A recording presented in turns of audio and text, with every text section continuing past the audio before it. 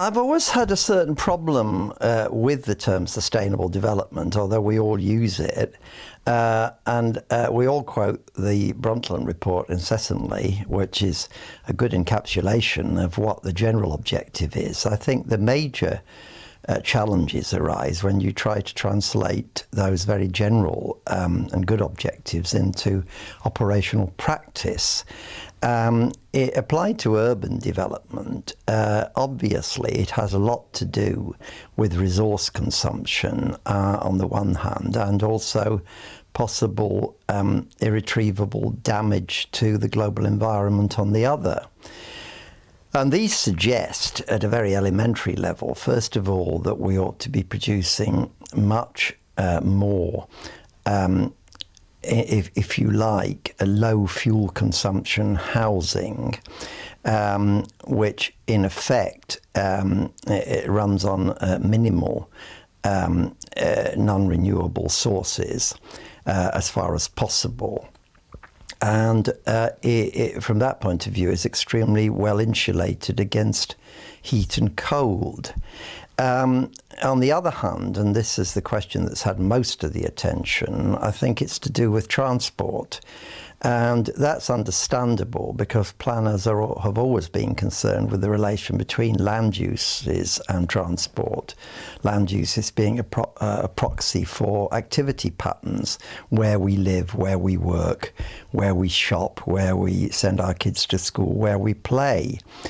And obviously, the closer you can put these things together, other things being equal, the better, because you'll minimize the need for travel. And still more importantly, you'll potentially reduce the need for motorized travel, especially private motorized travel, which is the most energy hungry of all. Of course, in very many cases in our recent urban development, especially I'd have to say in the United States and North America generally, but to some more limited degree in Europe, we've fallen short of that in the kind of development we've been doing over the past 25 years, which is why there is a real concern among planners to try to do something about this, although less agreement in detail about exactly what needs to be done.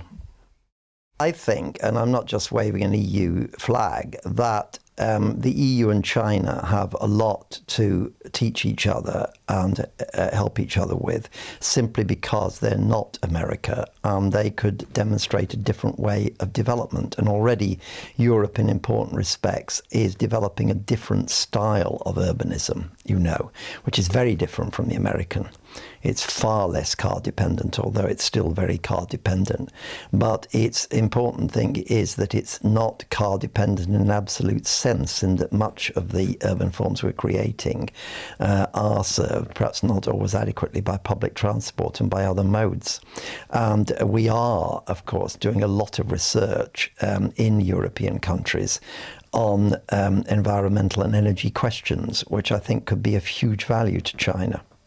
And after all, at the end of the day, China's the new workshop of the world. They're not only producing this bra mountain, but they're producing mountains of everything we are ever likely to consume.